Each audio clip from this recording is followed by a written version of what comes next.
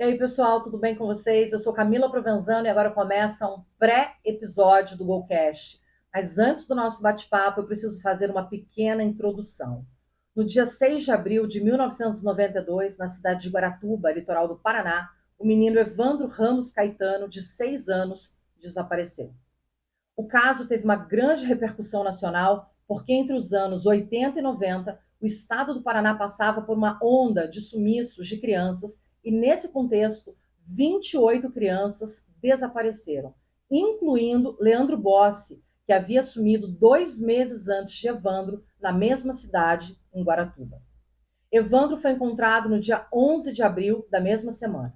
Seu corpo foi encontrado no mato sem as mãos, sem os cabelos, com o tórax aberto e sem os órgãos. A suspeita inicial era de que se tratava de um ritual satânico. Em julho de 1992, 3 meses após o homicídio, 7 pessoas são presas em Guaratuba e confessam que usaram o menino em um ritual macabro. Porém, o caso Evandro estava longe de ser encerrado e esclarecido. Dentre esses 7 acusados e presos, destacam-se a primeira-dama da época, Celina Abage, a filha do prefeito, Beatriz Abage, e o pai de santo, entre outras pessoas, que posteriormente todos foram julgados e absolvidos.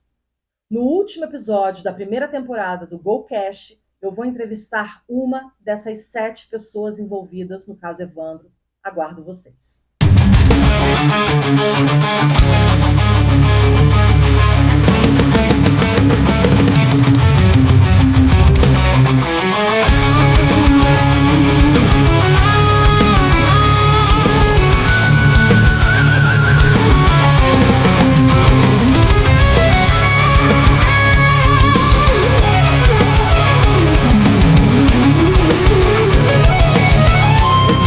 Começa agora o último episódio dessa temporada do GoCast. Eu sou Camila Provenzano e hoje o meu convidado é o Ayrton Bardelli, uma das 7 pessoas envolvidas no caso Evandro de 1992.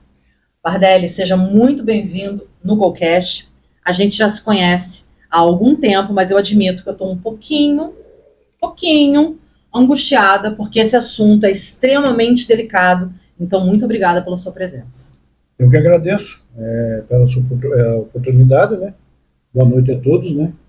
E estou aqui disposto a sanar qualquer dúvida que eu possa me recordar. Então tá, vamos começar assim. Quem era o Bardelli antes de toda essa confusão? Quem era? Bom, o Bardelli era um morador simples de Guaratuba, né? Onde vim para Guaratuba com 6 anos de idade, me criei ali. Comecei a trabalhar desde os 13, 14 com meu pai, né? E na época eu tinha saído de um casamento, estava no segundo casamento, né? Fazia 2 anos de casado, né? Uhum. E trabalhei até na época por 13 anos e meio na indústria de madeiras Abage, onde eu era o gerente responsável, né? Uhum. Ou então o prefeito Aldo Abage, por ser prefeito, tinha se ausentado, então eu fazia a parte financeira. Toda a parte eu gerenciava a indústria, a serraria Abage, né? Onde a gente, nós só tínhamos um cliente, que era a Fábrica Castel. Nós produzimos que é um madeira, grande cliente, né? Nós produzimos uma madeira cacheta, né? Que é ativa do nosso litoral aqui. Uhum. E o nosso fornecimento era 100% a Fábrica Castel, para a fabricação de lápis. Certo. Você trabalhava nessa serraria do prefeito e o teu cargo exatamente então era o gerente? Sim, eu era o gerente administrativo, gerente geral. Era o que mandava em tudo ali? Sim. Estava sempre sabendo de tudo o que acontecia? Sim. Tá. Já que era uma cidade pequena, ainda é hoje, mas em 92, acredito que era bem menor do que hoje, Guaratuba, muita gente se conhecia. Você conhecia a família do menino Evandro? Conhecia, eles moravam a 2 ou 3 quarteirões da minha casa, né? Conhecia o pai, conhecia a mãe dele. Uhum. O pai, então, funcionário público da prefeitura, né? O pai dele? O pai dele, a mãe funcionária de uma escola municipal também, uhum. Né? E conhecia bastante, tinha até uma certa amizade com o pai com o Ademir, com o pai do Evandro. Então você também conhecia o Evandro assim? Não, o Evandro, se eu falar para você que eu não cheguei a ver 1 ou 2 vezes, eu não conhecia. Eu conhecia o pai dele. A família no geral. Isso, alguns primos deles, alguns tios deles, né, que eu conhecia, né? Mas o menino em si não conhecia. Certo. Bardelli, você lembra aonde você estava ou o que você estava fazendo quando soube do desaparecimento do Evandro pela primeira vez? Quando começou o bafafá, você estava onde fazendo o quê? Você lembra disso? Foi numa segunda-feira. Então eu levava, com a serraria tinha muitos motores, e tinha sempre queima, retífica sempre de motores. Eu fui a Paranaguá na segunda-feira, levei alguns motores para rebobinar, motores elétricos, nós tínhamos mais de 60 motores funcionando diretamente na madeireira, na serraria, né?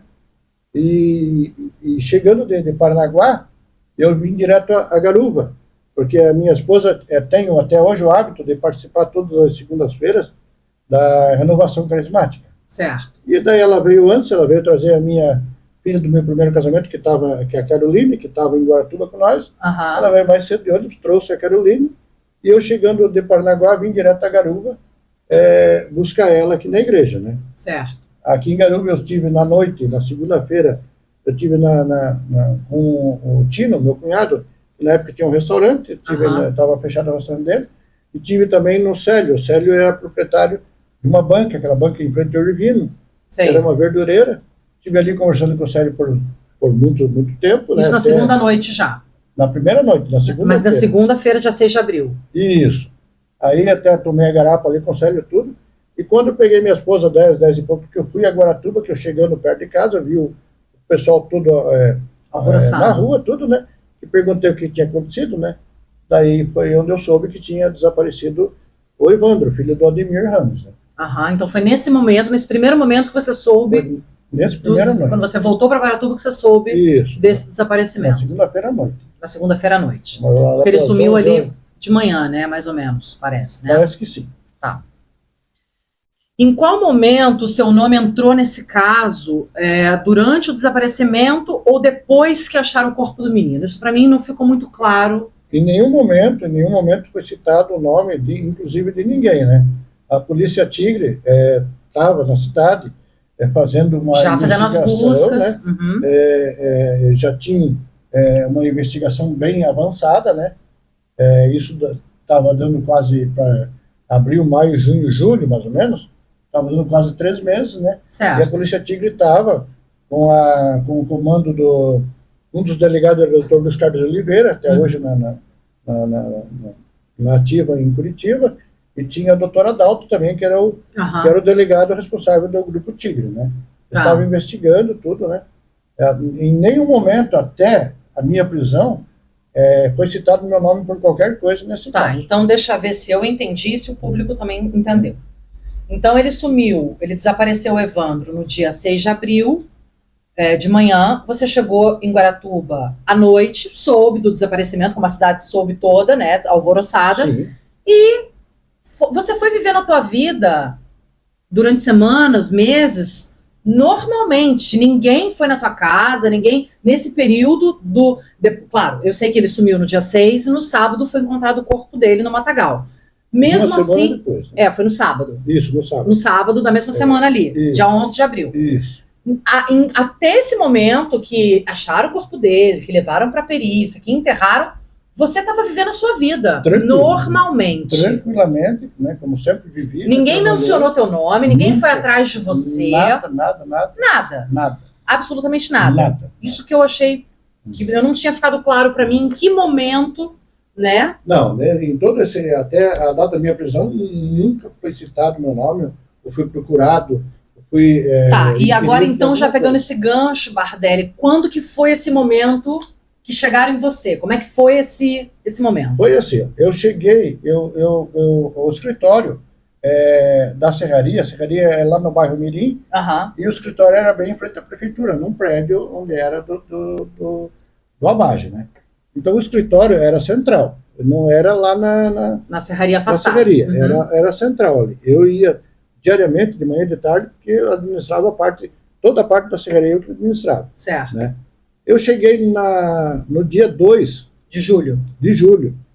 De manhã cedo eu abri o escritório, né? E era de prático comum, como não só eu, qualquer um, amigo de Aldo Abage, iria na cozinha dele tomar um café, conversar sempre, e eu ia passar a serraria, o que estava acontecendo, o que estava acontecendo, ia relatar para ele, antes dele ir para a prefeitura, o que aconteceu. Tipo fazer um despacho ali, despachar com ele. Quando eu cheguei na casa dele, a casa foi invadida pela policiais federais e policial militar fardados, né? Aí a gente se assustou, invadiram a casa, Dona Celina, Beia e Sheila estavam levantando, tinha 2 crianças gêmeas que a Beia adotou, que era um casal, que eram gêmeos novinhos ainda, né? Crianças, nenês. Daí, nessa hora eu escutei a polícia entrar, né? E nesse momento você estava no escritório? Não, eu estava já na cozinha do lá na cozinha. E você ouviu ele chegando lá pela sala? Isso, eles entraram pela sala e pela cozinha, então eles entraram na casa, né? Ok. Daí começaram a dizer que estão presos, eu sou Aldo como advogado, mas o que está acontecendo? Cadê o mandato de prisão de vocês, né? Não precisamos de mandato, né? Tanto é que chegaram a pegar a Sheila, primeiramente pegaram a Sheila, né? Pegaram a Sheila no braço, tudo, daí a Sheila falou, não tem nada com isso, não, você é psicóloga, uma coisa assim, que era a Sheila, né? Aí depois pegaram a Beia, e dali... A Beatriz, para o pessoal entender. A Beatriz, Aí, nesse momento, como as crianças acordaram e estavam chorando, eles pediram para mim tirar as crianças dali, os nenê. Eu peguei, pus no meu carro e levei até a casa da minha irmã, a Regina, que na época ela era chefe de gabinete da prefeitura, ela morava bem na praça, ali bem no centro. Eu levei as crianças até lá, deixei lá, falei, cuida das crianças aqui, porque eu estava muito, muito alvoroço, muito tumulto, e voltei. Quando eu cheguei lá, a polícia já tinha saído com a Dona Celina e com a Beia. Tinha desaparecido com a Dona Celina e com a Beia já. Tá, e você? Não, eu continuei ali, né? Eu fiquei aí dando apoio pro Aldo, a gente ficou procurando a Dona Celina o dia todo, né? Não sabíamos o paradeiro dela, para onde que foi, não diziam se tinha levado para um quartel, para uma delegacia, ou para um fórum, não falavam nada, né? Desapareceram com ela o dia todo, né? Com as duas? Com as duas. E daí a gente ficou procurando, ajudando o seu Aldo em tudo que podia, né? Quando foi à tarde, 4 horas da tarde, pelas 4 horas mais ou menos, ou 3. Do mesmo dia? Do mesmo dia, que foi...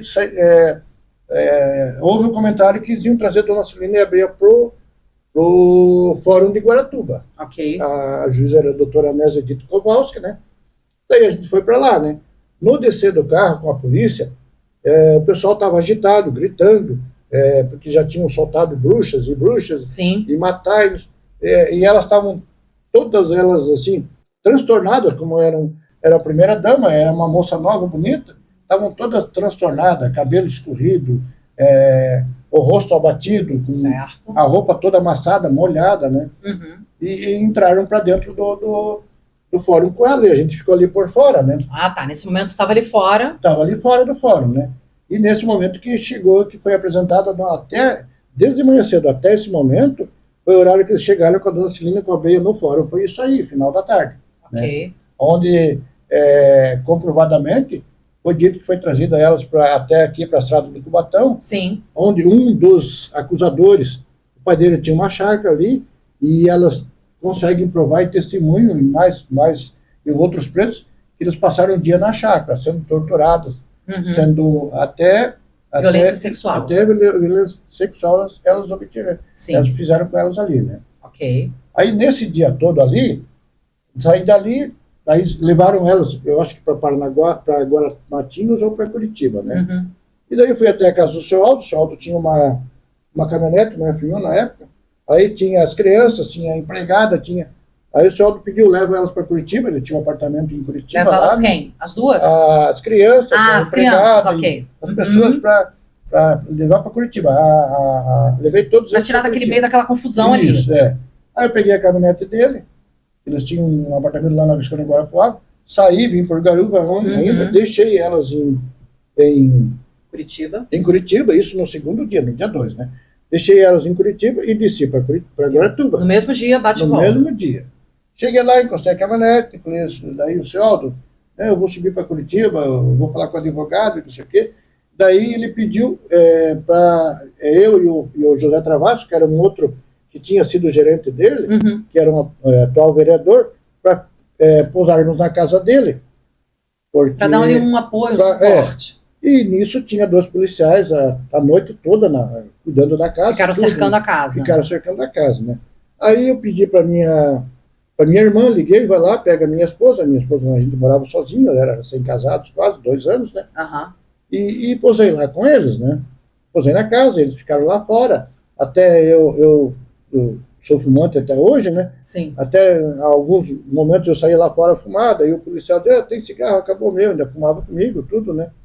Até então, para mim, estava tudo normal, entende? Né? Normal, assim, dentro da medida do possível. Sim, eu digo, na tua vida estava tudo normal, tava tudo normal, porque o problema tinha sido com elas a princípio, só com as 2 que tinham sido levadas para Curitiba. Isso. Aí no dia seguinte, foi no dia 3, né, eu levantei da casa cedo, aí eu tinha um Opala, o Bruno, que era um outro rapaz que trabalhava comigo, estava com o meu Opala, falou, o teu Opala deu problema na embreagem, está lá na oficina do Gustavo. Eu peguei a caminhonete, eu estava com dinheiro que eu teria que pagar os cortadores de madeira, todos ali, né, que eram semanais, né. Aí eu passei na oficina ali, aí o Gustavo falou, acho que deu algum problema na embreagem. Nisso estava o Gustavo e o doutor João Norato Moro, advogado da prefeitura, do município, até hoje não advoga mais, mas até hoje mora em Guaratuba. Daí o João Norato falou, Bardelli, a polícia está te procurando. Mas como que estava te procurando se você estava lá na casa com a polícia lá junto? Isso. Quer que nós te tire da cidade? Eu falei, não devo nada, não tenho por que sair da cidade. Né? Eu vou tomar um banho e vou cuidar do meu serviço, porque eu tenho que cuidar da serraria, né? E saí dali, falei, não, se eles me procurarem, eu estou indo para casa, né? Aí cheguei em casa, encostei a caminhonete, fui tomar um banho, né? Aí eu estava no banheiro... Isso ainda na manhã do dia 3? Do dia 3, na manhã do dia 3. Ok. Aí a minha esposa bateu na porta e falou assim, Ayrton, tá cheio de policiais aí fora. Eu falei, pede para eles esperar um pouquinho que eu acabar de tomar um banho e já atendo eles. Quando eu saí do banheiro, já estava dentro da minha casa, estava cheio de policiais. Né? Militares? Militares, somente militares. Ok. Daí eles perguntaram para mim, pediram para mim acompanhar eles, né? Eu falei assim, acompanho, sim. Não só para prestar um esclarecimento. Eu falei, não, tudo bem, eu vou junto. Aí como eu estava com dinheiro, com uma certa quantia de dinheiro que era da serraria, eu peguei, tirei o dinheiro do bolso, deixei com a minha esposa, deixei meus documentos com a minha esposa, e daí fui para a caminhonete e falei, não, vamos com nós. Daí eles me puseram num Opala da Polícia Militar e pegaram a chave da caminhonete. Ok. E levaram a caminhonete junto, né? Saindo dali, eu fui levado diretamente para o quartel da Polícia Militar de Guaratuba, certo, que fica próximo à rodoviária. Ok. Aí cheguei lá, entrei, daí tinha oficiais ali, né? Aí entrei numa sala, falou assim, fala o que você sabe. Ele falou, o quê, doutor? Não sei nada, o que o senhor quer saber? Não, pode levar ele. Daí já me levaram para um banheiro enorme, com vários chuveiros, tudo, né? Isso no quartel ainda? No quartel. Dali começaram a me torturar. Né? Já ali? Já ali. Eles mandavam deitar no chão, sobre um cobertor, né? Onde eles enrolam a gente no cobertor, e começou o afogamento ali, sabe? Começaram a me afogar, fala o que você sabe, fala o que você sabe. Eu falei, mas eu não sei nada, o que você quer que eu fale? Né? Não, o que vocês fizeram, eu falei, eu não fiz nada. O que vocês querem que eu fale? Eu não fiz nada. E você não fazia nem ideia do que se tratava ainda? Nada. Nem de acusação eu sabia ainda, né? Aí, isso foi até 11 e pouco, mais ou menos, meio-dia. Daí eles falaram assim, então agora nós vamos te levar na serraria, vamos te soltar lá e o povo vai te lixar. Eu falei, pode me levar lá, o povo me conhece, sabe que eu sou inocente. Eu era uma pessoa humilde, sempre me dei com todo mundo, como aqui em Garuva, graças a Deus, né? Daí não me levaram para lá. Lá de dentro de uma Kombi eu fui levar direto para o quartel de Matinhos. Da Polícia Militar também? Da Polícia Militar também. Chegando em Matinhos, não teve nem conversa, já me levaram para um outro banheiro, daí onde começou afogamento e choque. Tá, pera lá. Antes da gente entrar nesse pedaço. Quando, nesse momento, a sua ficha caiu que você estava sendo envolvido, mesmo você sabendo que você era inocente. Sim. Né? Você já viu que tinha dado merda ali. Sim. Você não sabia exatamente ainda o que era, mas você já sabia que estava em maus lençóis. Sim. Eu não consigo imaginar, mas quais foram os seus sentimentos naquele momento? Medo, raiva, pânico? O que você sentiu? Medo e confiante, porque eu sempre confiei na justiça, nunca tive nenhum processo por qualquer coisa, nunca teve passagem pela delegacia, em momento nenhum. e confiante que a polícia ia fazer o trabalho dela e que a verdade ia aparecer. Sim. Né? Eu sempre respondi por mim. Eu tenho certeza que eu sou inocente e eu sei que isso aí que vai ser esclarecido isso aí, né? Certo. O meu pensamento era esse, né? Naquele momento era esse, apesar de ter medo, estar com medo tudo, no fundo você tinha uma esperança de que aquilo ia ser resolvido. Sim, como eu sempre acreditei na polícia, sempre acreditei na justiça, né? Sim. Não sabia que havia tanta injustiça, né? Uhum. Então, até o momento, eu achei que tudo ia ser esclarecido, né? Certo. Bardelli, eu assisti o documentário completo na Globoplay. Aliás, sugiro que todos assistam, porque foi muito bem feito. Mas como espectadora, eu assistindo como espectadora, eu fiquei com a impressão que desde o início o caso foi muito mal conduzido, no geral. Você acha que houve falhas na investigação? É meio óbvia essa pergunta, porque você já meio que deu a resposta agora há pouco, né? Mas Sim. houve falhas. Porque assim... Tudo meio atropelado, toda né? Toda investigação, ele cabe primeiro à Polícia Civil. Exatamente. Né? Todo tipo de investigação cabe somente à Polícia Civil. Certo. O que entrou no caso na época foi a P2 do Paraná, que ela era uma polícia para investigar policiais. Né? Como o governador ou políticos queriam uma resposta rápida, eles, nesses 3 meses, eles sacaram a Tigre, o Grupo Tigre, e entraram com Águia. Com Águia. E na época o comandante era Capitão Neves, Copete.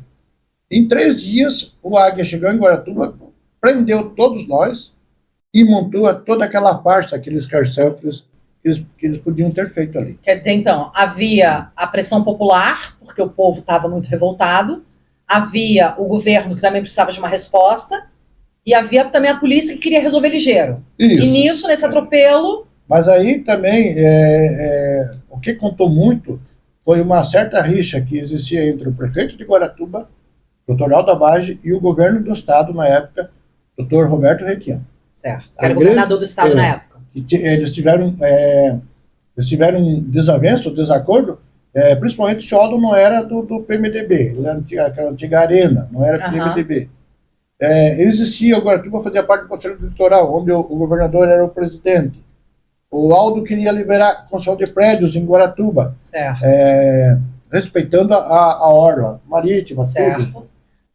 O governador não queria que isso acontecesse, porque Caiobá chegou a ser o metro quadrado mais caro do Paraná. Sim, era a menina dos olhos do governo e de todos os políticos que tinham apartamento lá. Eu lembro. Né? Como numa reunião, se não me engano, em Morretes, que o governador, como presidente do Conselho Eleitoral, falou que não liberaria, o senhor falou, então eu retiro Guaratuba do Conselho do Litoral, e retirou Guaratuba do Conselho do Litoral. Isso criou um atrito entre os dois. Criou um atrito. O Requião queria que o seu Aldo apoiasse, se não me engano, na época, o Jamur, como candidato a prefeito, próximo candidato a prefeito, que não tinha reeleição, do MDB. E o seu Aldo lançou uma candidata, que era a secretária de saúde dele na época, não lembro bem o nome dela, lançou a candidata. Outro atrito. Outro atrito. Então, como a gente sabe que houve a história do Paraná, que tem outros casos que diz que foi o governador Requião, que eu esqueci o nome hoje, que criou esses outros casos fantasma, né? Então, a briga política foi o que imperou, e tinha também uma rixa muito grande entre Diógenes Caetano dos Santos Filho, que era primo de 2º grau do menino. Que se diz tio, mas não é nada de tio. Ele era primo de 2º grau. Primo de 2º grau. Que tinha uma rixa muito grande contra a família Abage, por comentários que o pai dele, a esposa do Aldo, teria sido amante do pai dele, e por ser um engenheiro de má qualidade, que nenhum projeto dele passava na prefeitura. Então ele acusava, chegou, Guaratuba, a prefeitura sabe, ele chegou a invadir a prefeitura armado, chegou a soltar panfletos contra o Aldo Abage, né? E o seu Aldo, como uma pessoa muito pacífica, tudo, na época não fez nada, sabe? Certo. Foi só relevando isso aí, né? Então a briga tornou-se familiar e política ao mesmo tempo, né? Entendi. E o Diógenes foi uma peça fundamental nesse caos todo, né? Foi, tanto é que ele é um ele é o único, ele montou um dossiê todinho, né? ele entregou para a polícia esse dossiê e a polícia montou o processo em cima desse dossiê. Tanto é que quando ele fala que tal dia ele teve na praia, quando sumiu a primeira criança, Leandro, dia 15 de fevereiro, que ele viu Sérgio Cristofolini pegar e passar para mim, né? E não denunciou nada, então ele foi conivente. Certo. Se eu vejo acontecer isso aí, a gente tem que denunciar na época. Claro. Várias vezes ele aponta, tem jornais que provam isso, que Leandro foi jogado num saco na Bahia. Então, foi ele que jogou. Não tem nada, mergulharam, não acharam nada. Então, as acusações deles são terríveis. Mas você, uma dúvida minha, você conhecia o Diógenes antes dessa confusão toda? Você já conhecia? Muito pouco conhecia de vista, né?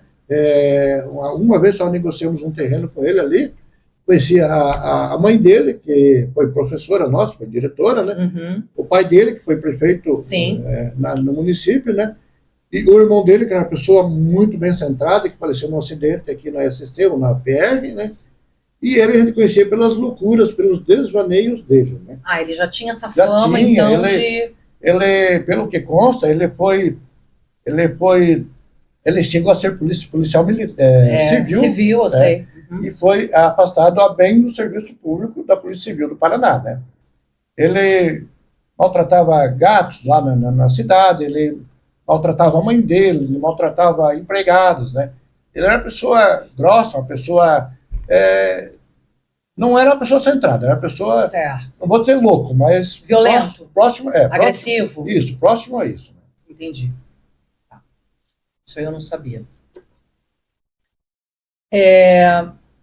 Outra coisa, Bardelli, a imprensa, na época, me parece que o modo que a imprensa paranaense tratou o caso foi inadequado, falando de novo como espectadora. Ou eles também estavam perdidos como todo mundo? Não, é assim, Camila, a imprensa, eu sempre falei isso, a imprensa, ela quer vender. Certo. Ela tem que vender. E a imprensa falando bem de alguém, ela não vai vender nada. Ela só vai vender escrachando. E nós demos entrevista, na época, tudo, desde o primeiro momento, eu falo por mim, eu alegando que eu era inocente, que eu não tinha nada com isso, e nunca foi ao ar. Nada, não adianta dizer que é inocente, não ia vender, eles queriam dizer que eu matei, que eu fiz isso, que eu fiz aquilo, né? Eles queriam mentira, né? A gente tem até uma capa na produção ali de alguns jornais da época. Capa não, desculpa. Alguns jornais da época. Essa aí foi uma entrevista na DSI em Curitiba.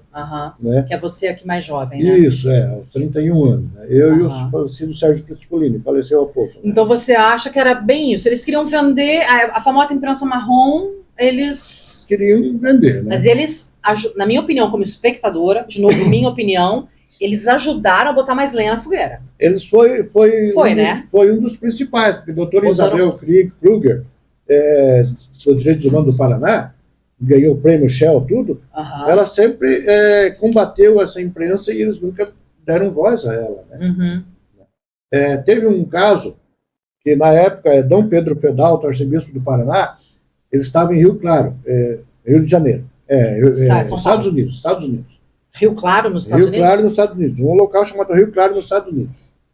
E, na época, ele deu, conforme a imprensa pedia, cobrava, ele deu, ele se posicionou de uma forma. Passado anos, ele e Frei Miguel, falecido Frei Miguel, foram me visitar no presídio. Né? Daí eu falei, sua eminência, hoje o senhor acha que eu sou inocente, na época o senhor me condenou. Ele falou, meu filho, eu não acho que sou inocente, tenho certeza que sou inocente. Na época eu estava nos Estados Unidos, fui obrigado a dar uma posição conforme o que a imprensa me passou. Né? O próprio Dom Pedro Pedalto falou isso para mim, né? Me abraçando e falou, não, hoje eu tenho certeza que sou inocente. Mas ali já... Então tudo o que ele falou, diz ele, foi levado pela imprensa, né? A imprensa teve aí um papel crucial nesse rolo todo. Para mim, como ouvinte da história, tudo é muito chocante. Para mim, Camila. Desde a forma brutal que o Evandro foi encontrado no matagal, que a gente não pode negar, que é uma coisa muito absurda, até as denúncias de tortura por parte dos acusados. Você foi um dos torturados. Você consegue falar sobre isso? Eu fui 6 vezes à tortura. 6 vezes? 6 vezes eu fui à tortura. Tortura de 2 horas, 2 horas e meia. Aonde isso? Você não Eu sabe o fui lugar? fui torturado no quartel. No quartel em Matinhos? Em Guaratuba. De Guaratuba primeiro. No quartel em Guaratuba, em Matinhos. Fui levado para uma sala de tortura fora do quartel em Matinhos, que era Matinhos. Teve uma noite, como se eu andar em Garuva aqui, no porta-malas de um carro, e dobrar 10 esquinas, passar 2, 3 lombadas, eu sei onde que eu estou andando, Sim. qualquer um de nós. Eu fui tirado de Matinhos um dia à noite, colocar dentro do porta-malas de um Gol, e eu vi que eles se dirigiram até o ferryboat. Uhum. Chegaram em Guaratuba. A doutora Anésia, ela morava numa casa alugada na rua Antônio Alves Correia. A doutora Nésia era juíza. A juíza. Esse carro desceu, contornou a praça, chegou bem onde é a esquina do antigo Bamirindos, que a gente pode entrar no porta-malas para ter noção do que eu estou falando. Que agora é o Bradesco, ali em Guaratuba. Eu acho que bem na esquina da praça. Tá. Ali. Uhum. Eles dobraram à direita, se dirigiram por 4 e entraram numa calçada, segundo uma casa. Né? Uhum. E com certeza, eu fui levado à casa onde morava a doutora Nésia. Chegando ali, eles desceram e ficaram 2 conversando no carro, e outro, daqui a pouco veio lá dentro. A doutora falou para nós ir indo que ela já vai. Você ouviu isso? Eu ouvi isso, no porta-malas eu ouvi isso. E sempre, estava no porta-malas, mas sempre encapuzado. Toda a vida, todas as torturas minhas foram encapuzadas. O carro saiu dali e se dirigiu sentido a Garuva, contando as lombadas, tudo. E num certo determinado ponto, ele desceu diminuiu a velocidade, entrou num portão, descendo uma rampinha. Ok. Eu tive uma passagem há muitos anos atrás, quando o Storner esteve em Guaratuba, que ele saiu de Guaratuba, eu tinha um Opala, até os jornais têm isso aí, um vidro escuro, e eu fui contratado pela Polícia Federal e pago para levar o Storner dali até o aeroporto de Paranaguá. Para quem não sabe, ele era um ex-presidente do Paraguai na época, um ditador. Quando eu adentrei nessa casa, né, e fui levado e nessa casa, na frente, na entrada assim, tem salas e banheiros, sala de jogos e refeitório, onde ficavam os guardas do Stroessner. Uhum. Tanto é que no dia que fiquei aguardando ali para mim levar ele até Paranaguá, eu fiquei nesse refeitório. Ou seja, você já conhecia aquele lugar. Conhecia, cerâmica, os azulejos, tudo, né? Certo. Aí eu desconfiei que era ali, sabe? Quando eu fui levado à tortura... Mas daí para lá, te tiraram no porta-mala. Isso. Nessa casa que você achava que era a casa do Stroessner. Sempre encapuzado. Ok. Dali começou a tortura. Ali eu fui colocado no pau de arara. Não sei se você sabe o que é um pau de arara. Uhum. Colocado no pau de arara, ele fica a cabeça para baixo, a bunda para cima, a perna dobrada, no ferro. E ali vinha o afogamento, que eles usam creolina ou sabão em pó, onde eles molham a máscara, que o capuz que a gente dá, onde se você pôr um pano no rosto e molhar e não molhar, você consegue respirar. Se você molhar ele, cada vez que você vai respirar, o pano tampa os orifícios de respiro. E ali comecei a ser torturado, ali foi por umas 2 horas e meia.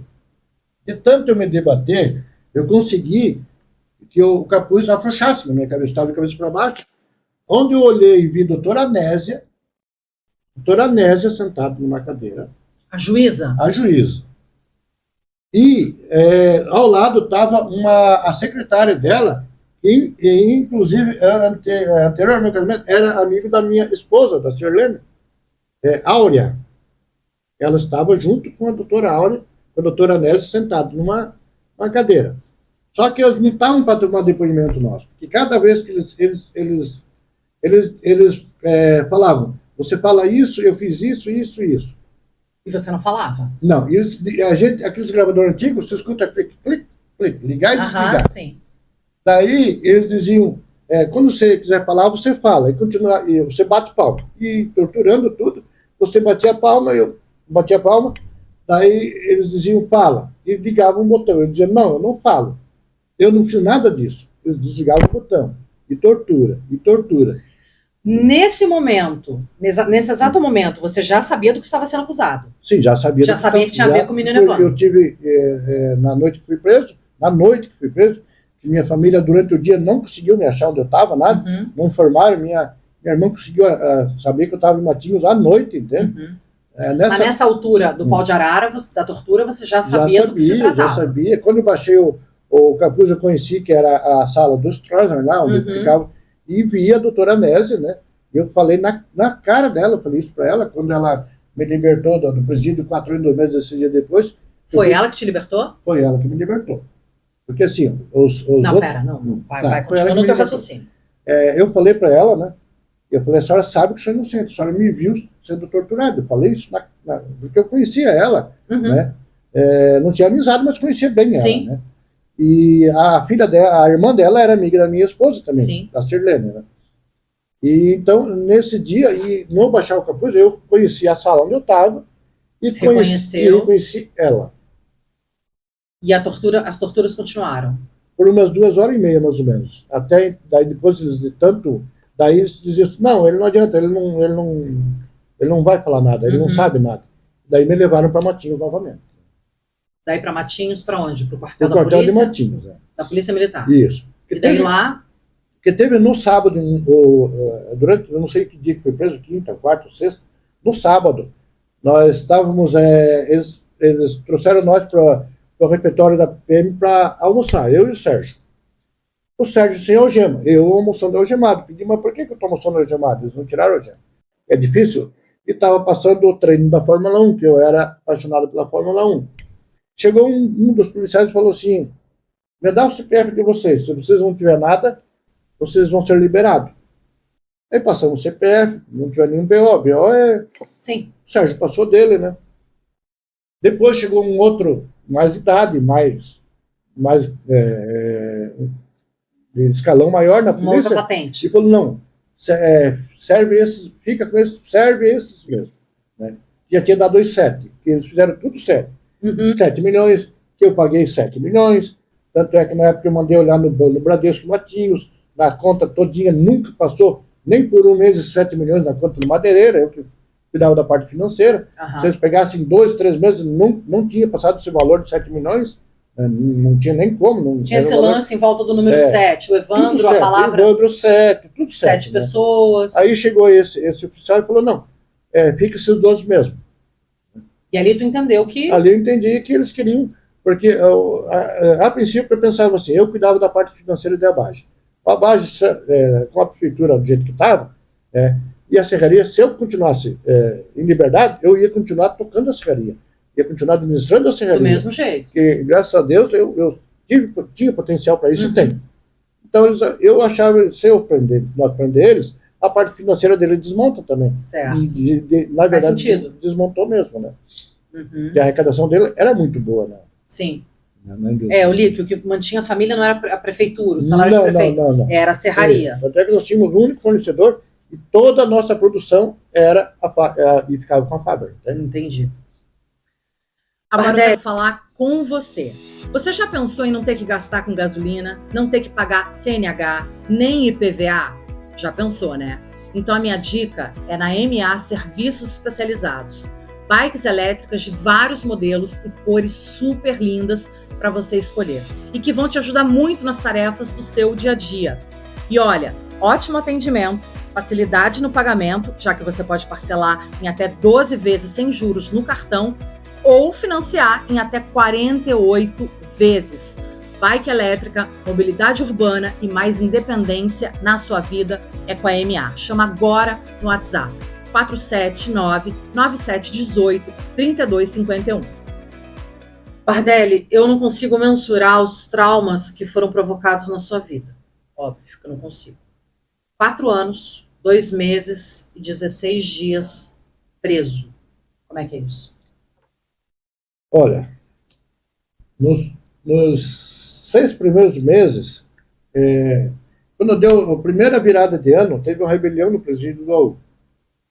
Era um presídio para 600 homens, nós estávamos lá em 900 e poucos homens. Como toda a cadeia está superlotada até hoje. Quando nós chegamos no presídio, o medo foi enorme.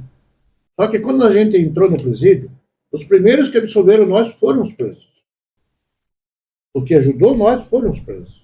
Porque eles sabem Porque exatamente. eles sabem que quando o cara rouba um banco, ele tem que assinar 5 bancos. Daí eles só falaram assim, conta a tua história. Aí, daqui uns 10 dias a gente vai saber se você está falando a verdade e você está numa boa. Assim.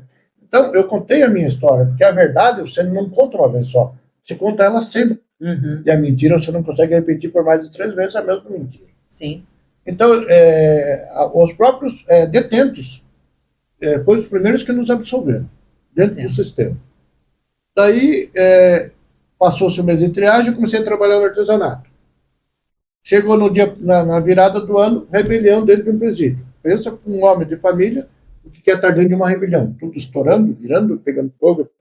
Todo assustado, com certeza. E a minha família, tanto é que, na época, a assistência me chamava, eu fui o preso que mais teve visitas dentro do sistema. Que para ter visita precisa ter carteirinha, fazer exame, tudo. Uhum. Né? Minha família, minha esposa, não faltou um domingo, uma visita sequer. Minha falecida mãe ia. Pode falar. Todo aniversário, Dia das Mães, ela ia. E ia mais vezes. Meu pai não teve coragem de me visitar, não teve coragem. O emocional dele era muito forte. E eu perguntando para minha mãe, mas a senhora vem Natal e Dia das Mães, só tem mais filhos. Aí ela falou, não, hoje o que precisa de mim é você. Então foi assim, daí eu me enfiei no trabalho. Depois eu trabalhei na Secretaria de Educação da escola lá, que tem escola, com professora de fora, tudo. Trabalhei na laborterapia, que é um setor que cuida da higiene e manutenção, que é um setor que distribui colchão, colher, material de limpeza mensalmente, quando um detento chega. Então eu trabalhei nesse setor, higiene e manutenção. Depois trabalhei na laborterapia, que é um setor onde o preso chega, vai lá, faz uma ficha, o que você gosta de fazer? Artesanato, bola, cozinha, faxina. E através da chefia de segurança, a gente determina para que setor ele pode ir, eles determinam, e a gente vai ir para que cubículo ele pode morar. Essas galerias são: primeira galeria, cozinha e faxina; segunda galeria, artesanato, bola; terceira galeria, castigo; quarta galeria, serviço externo, que é lá fora, tem vários serviços intramuros, né, que é no pátio de fora. Quinta galeria, sexta galeria, higiene e manutenção, cozinha, outros setores ali dentro, né? Então, eu trabalhei, me enfiei ao serviço do primeiro ao último dia que estive lá, eu trabalhei. Certo, você trabalhou, mas você falando assim, parece tudo muito leve. Não. E não é, né, Bardelli? Para uma pessoa não. Que a vida inteira foi livre, que tinha sua vida, sua família, seu trabalho, de repente, ainda que conseguisse ter uma boa relação com os outros presos, ainda que conseguisse fazer um trabalho para se ocupar ali a mente, 4 anos, 2 meses e 16 dias, na minha cabeça, um dia preso já é uma loucura. A gente sentava, as paredes lá tinham em torno de 80 centímetros em janela. A gente sentava na janela às 6 horas da tarde, verão, e vendo aquele centro de Curitiba, o AU, antigo AU, né? Vendo aquele pessoal passando, indo e voltando, né? O que você tinha deixado, 2 anos de casado, né? Uma filha com 6, 7 anos, né? Minha família toda. E outra coisa, eu penso assim, se você deve estar lá pagando pelo que você fez, você tem que se conformar. Mas não era seu caso. Não era. Mas então, isso não te causava em nenhum desses... Revolta? Cara, você não... Para mim dormir, para mim deitar a cabeça no travesseiro, eu só conseguia dormir pensando em sair e matar as pessoas que tinham me acusado injustamente.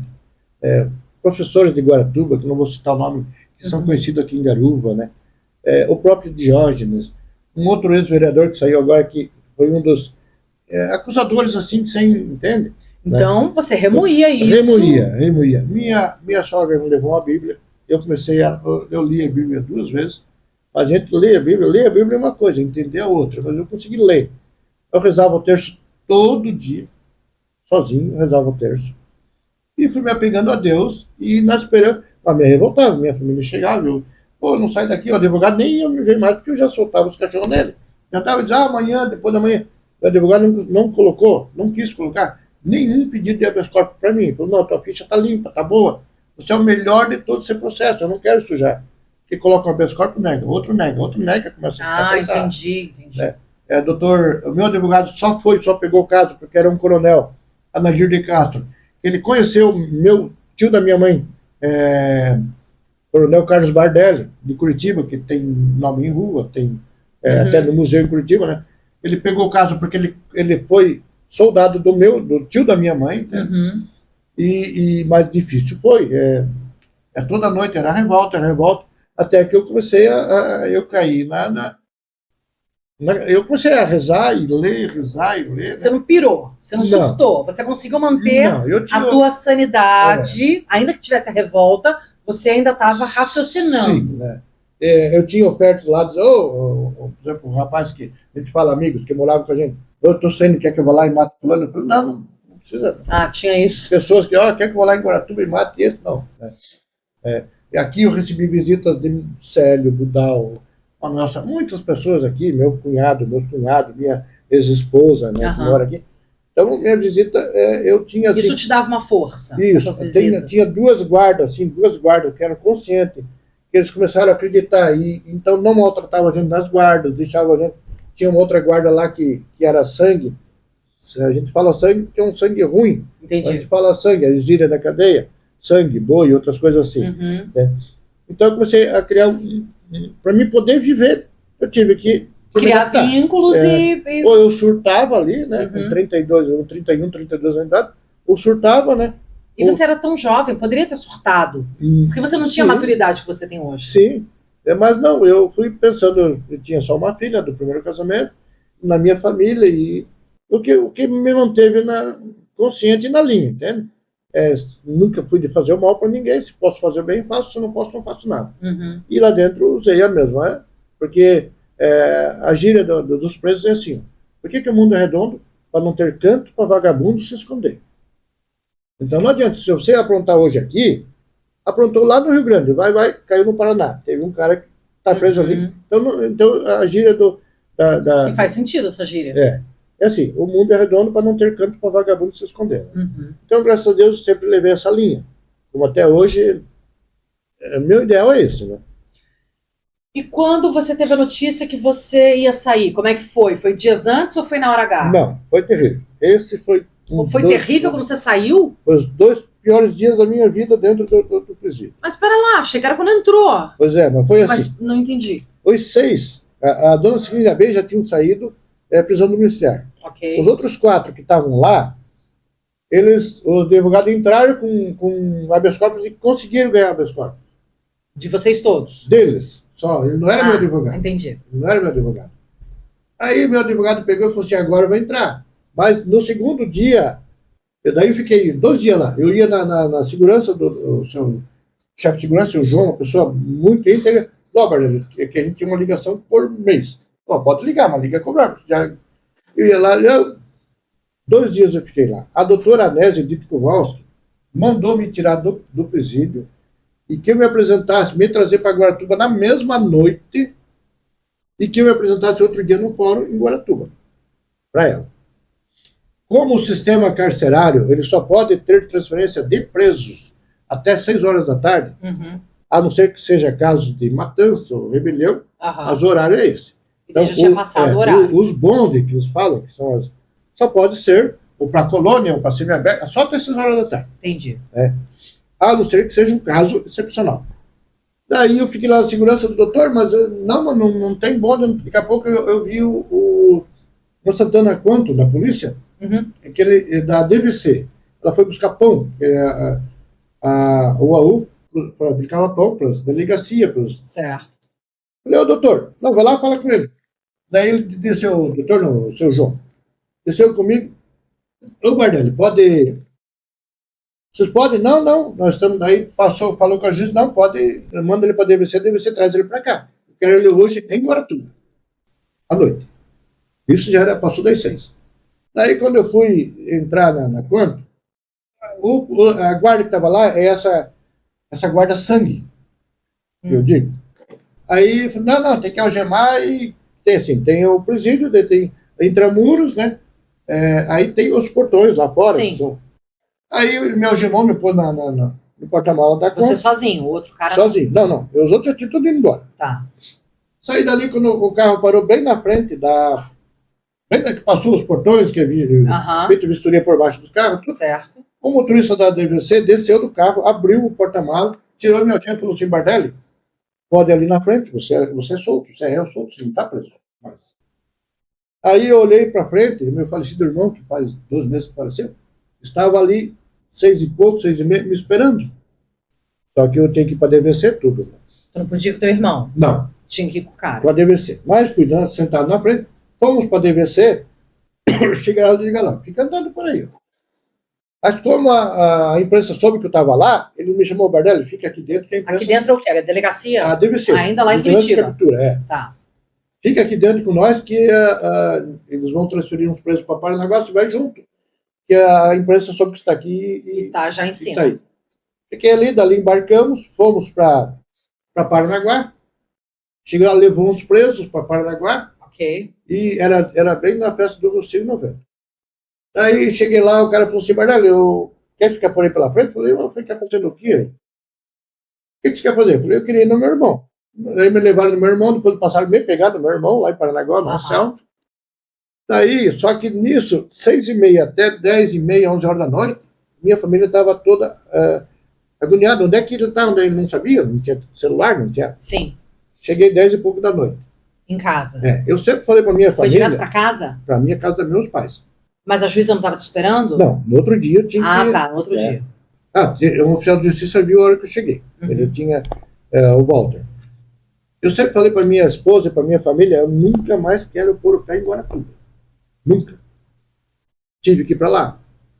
Cheguei lá, eu tenho fotos até, eu tinha mais de 400 pessoas me esperando em casa. Foi uma festa foi a madrugada inteira uma festa. Mas por que você disse que foi o pior dia da tua vida, quando você foi solto? A agonia de 12 dias fica lá, todo mundo saiu e eu... entendi. Entendi. Nesses 2 dias anteriores, você vendo todo mundo saindo e você sobrando ali. Aí quando eu cheguei em Guaratuba, daí minha esposa estava grávida, da primeira filha nossa, aí minha família, meus falecidos pais eram todos vivos, meus amigos, muitos já faleceram. Tinha umas 400 pessoas dentro da minha casa, foi uma festa esperando. Uma enorme. Daí eu fui sair, outro dia me apresentei, né? Onde eu voltei a falar com a doutora, eu falei assim, Bardelli, eu não sei o que está isso aí. Lá em Guaratuba você me chamasse de Ayrton, ninguém me conhecia. Se eu atendesse o telefone e dissesse assim, é o Ayrton, não, eu queria falar com o Bardelli, que é sobrenome de irmãos. Eu falei, eu sei que você não falou, doutora, a senhora sabe que você me deixou 4 anos preso lá, doutora. A senhora que me prendeu e a senhora que me soltou. E você não comentou a história que você reconheceu ela naquele momento da tortura? Todas as minhas entrevistas, tudo. Falei, doutora, mas na cara dela você não falou? Só estava lá quando eu fui torturado, doutora. A senhora e a eu falei, não, a irmã Áurea. E a Áurea. E ela falou o quê quando você falou isso na cara dela? Não, Bardelli, eu não estava. Falei, estava sim. A senhora estava com um sapato vermelho, a senhora estava. Seu cigarro estava do lado da mesa, a senhora é fumante inveterada, né? Só a hora que o capuz caiu da cabeça, eu vi assim, ó. E ela? Não. Fingindo, fazendo a doida. Isso. Falei na cara dela, porque assim, ó, eu acho que por tudo que eu tinha passado, isso é o de menos, tipo... É o de menos, né? Eu cheguei a passar por uma roleta russa, doutor Capitão Neves, que foi uma peste. Deus o tem no céu, mas para mim ele não deveria, não ter lugar no céu nunca, né? Acho que não. Fez rolê, eu passei por tudo. A roleta russa foi terrível. Imagina. Eu sempre falei assim, eu não sei se foi ele ou foi Deus, porque ele pegou, os oficiais usavam pistola. Ele pegou um revólver naquele tempo, o policial só usava revólver. Sim. Pegou, eu tive arma, sou conhecedor de arma, ele pôs uma bala, mostrou para mim e rolou o tambor. Agora, se ele pôs a bala mesmo, não, foi 3 vezes que eu escutei o estampido na minha cabeça. 3 vezes. Aquilo foi assim, terrível. Isso eu não esqueço. Eu até hoje eu parei um pouco, mas a minha esposa, eu falo muito à noite, né? Até o dia aconteceu um caso bem engraçado. Eu estava ali na minha casa, ali próximo à tua casa, daí eu comecei a sonhar, Lene, eu sou inocente, a polícia, eu sou inocente, Lene, a polícia. Ayrton, não tem nada, não tem ninguém, não sei lá. Daí eu levantei, fui lá fora e fumei um cigarro. O que estava passando na nossa rua ali? A polícia militar, o giroflex, você vê que... Mas você ainda tem esses sonhos? Tenho, sim. Assim, hoje eu estou falando em Yaú para você, eu sei cada porta, cada cor, se eu pudesse, alguém ver na minha mente, e vi o Yaú hoje. Você consegue desenhar a planta do presídio? Tudo, a cor, o tipo de escada. Não, mas isso consciente, mas eu digo que nem nesse exemplo que você deu, que aliás você disse que foi engraçado, mas não foi nada engraçado. Não, tá? não foi. Tá, tudo bem. Vamos amenizar, descontrair um pouco aqui. Mas você dormindo de lá para cá, de todo esse rolo para cá, você dormindo ainda tem pesadelos? Tem. Agora diminuiu bastante, porque eu estou tomando bastante remédio. Sim, claro, para ajudar. Claro. Não que eu tenho depressão, mas sim, precisa. Um pouco, né? Tá claro. Tive umas percas dos parentes, dos pais aí. Sim. Né? Mas e eles agora te ajudam a dormir melhor. Sempre tem. Eu falo muito à noite, né? Me bato muito à noite, né? Eu grito às vezes que sou inocente, grito que... E isso não acontecia, obviamente, antes de tudo isso? Não. Isso não tinha... Não era uma coisa comum tua? Teve uma reportagem do Silvio Santos. Que ele não é tipo igual o Globo Repórter, que tinha um programa lá. O cara foi e entrevistou, eu dentro da cadeia. Eu pedi para ver onde eu dormia, onde eu morava. Né? Ah, teve isso? A militar deixou, né? Os guardas deixaram. Uhum. Aí eu mostrei aqui que eu durmo, minha cama é limpo, porque o presídio é limpo, porque eles dão o material para a gente limpar. Se a gente mora ali, então é encerado, é lavado, é tudo muito limpo. Aí eu falei, isso aqui é minha cama, eu durmo aqui.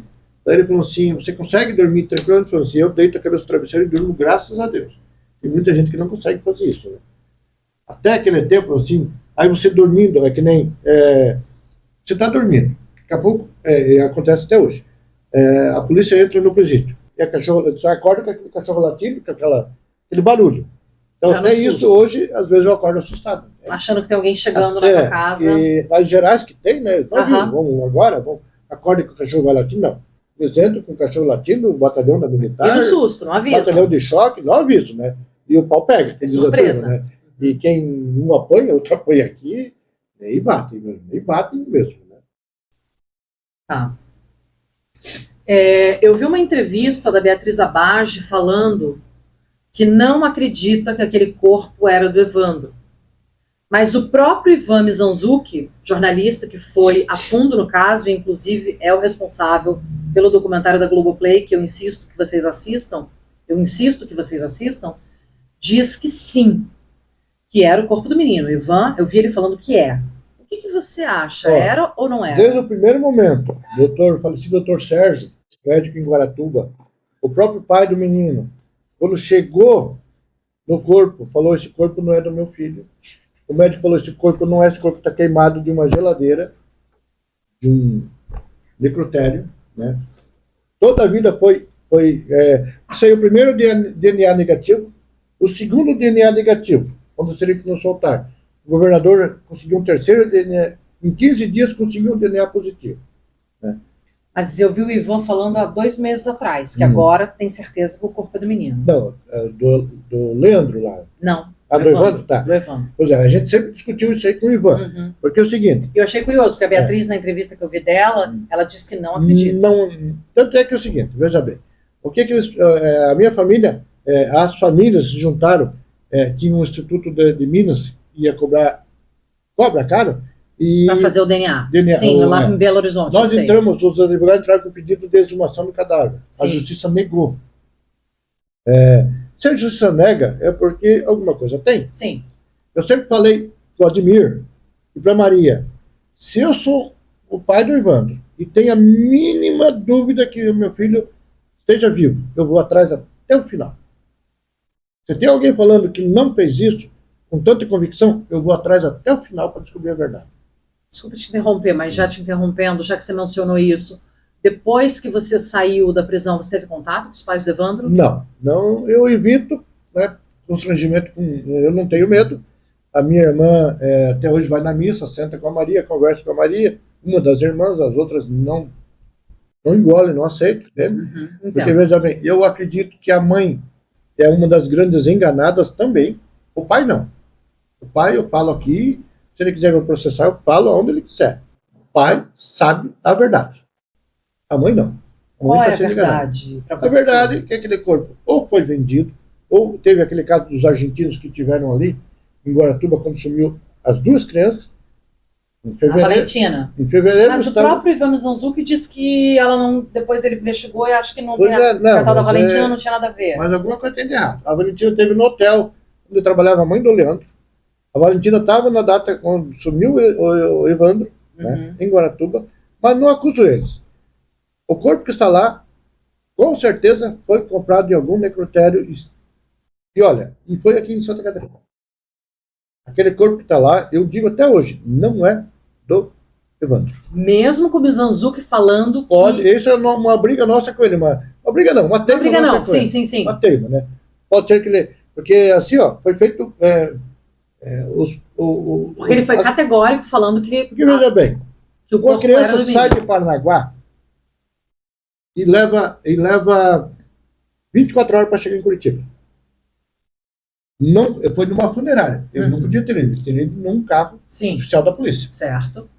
Com calção X tamanho. Chega em Curitiba com calção maior ou menor. Isso está tudo no processo. Pode ir. Né? O motorista dessa funerária, meses depois, morreu sentado numa praça, num banco da praça, toa. Em Paranaguá. Do nada. Do nada. Né? Eu sei. O cara a história é toda muito mal contada. O cara que atestou, o primeiro que atestou ali... Diz que era. O segundo disse que não. Aí eu vi que os legistas ficaram brigando, então, de Paranaguá e de Curitiba. O primeiro legista que deu atestado, 3 dias antes do julgamento da dona Celina, onde ele ia prestar depoimento, ele foi até o cemitério municipal de Curitiba, deu um tiro na cabeça dele, na frente do pai dele. Alguma coisa ele tinha. Né? No nosso julgamento, no meu julgamento, os médicos, os legistas que foram lá, aquele corpo, eles diziam assim, eu não entendo disso, mas eles diziam, aquele corpo ele foi jogado, porque o corpo assim, quando ele apodrece no local, ele não fica aquela, ele estava com uma, ele estaria com óleo, gordura, coisa do corpo espalhado, aquele não tinha nada. Estava seco, digamos. O mato estava amassado, não estava morto. Um corpo ali 5, 6 dias, o mato começaria a amarelar. A chave do menino, o chinelo do menino, a roupa do menino, né? A tal mancha que no corpo, que até hoje não foi comprovada. Pois é, isso daí eu também vi no documentário. O pai reconheceu a mancha de nascença lá no ML em Paranaguá. Sim. Mas daí depois já não tinha mais certeza. A arcada dentária, que a doutora Daíra de Guaratuba, inclusive amiga minha, dentista, e amiga ela e o marido, foi tudo falso. A arcada dentária que ela disse que tal dente ela tinha extraído e tal dente estava nessa arcada dentária. Então, por isso que eu, minha família, eu tenho convicção que aquele corpo não é do irmão. E daí, dentro da tua convicção, você acha o quê? Que ele pode ter sido traficado? Foi uma questão de tráfico de crianças? Eu acho que por tráfico de criança, por venda de adoção. Não digo para órgãos, sei lá se tem alguém que faz isso, mas eu acho que foi para adoção. Eu, no meu ponto de vista, o seguinte, o Diógenes ele sabe o que aconteceu com esse menino. O suposto tio da criança, que não é tio, ele sabe o que aconteceu com essa criança. E uma dúvida minha, de novo, como espectadora do documentário e entrevistadora. Por que ninguém investiga o Diógenes? Investigou ou investiga? Porque assim, quando ele foi no meu julgamento, ele foi arrolado como testemunha e na hora ele mudou para informante. Senão ele tinha saído preso dentro do meu julgamento, ele tinha sido preso por falso testemunho.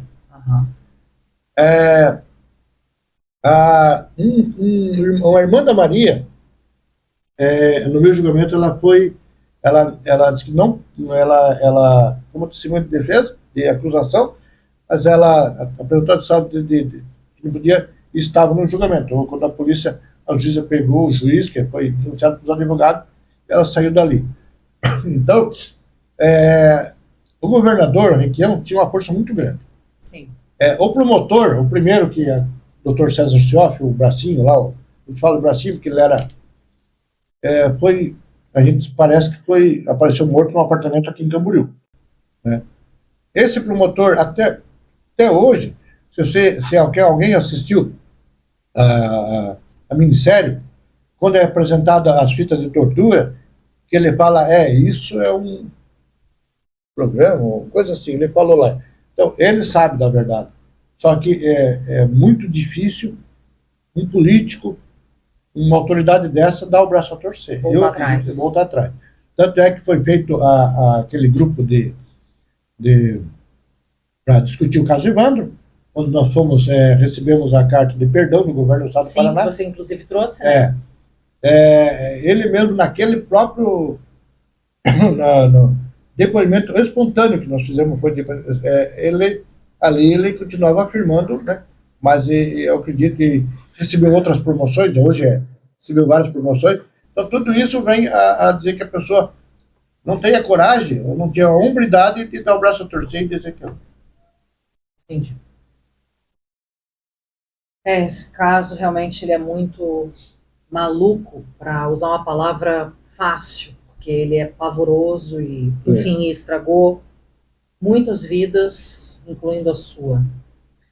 Bardelli, muito obrigada pela sua participação. Eu que agradeço. Por explicar tanta coisa, por ser tão honesto comigo e falar de coisas doídas, né, que mexem no seu passado. Eu imagino que seja difícil, então muito obrigada mesmo. Eu achei que ia ser pior, eu agradeço, achei que ia me emocionar. Me senti muito bem à vontade. Eu tenho um carinho especial por você, sabe disso? Né? Igualmente, eu nunca deixaria você desconfortável, de maneira nenhuma. Eu sempre te falei que eu elogio o teu trabalho no que você faz ali no Desconto Garuvense. Desconto Garuvense, né? Conheço ele ali também, né?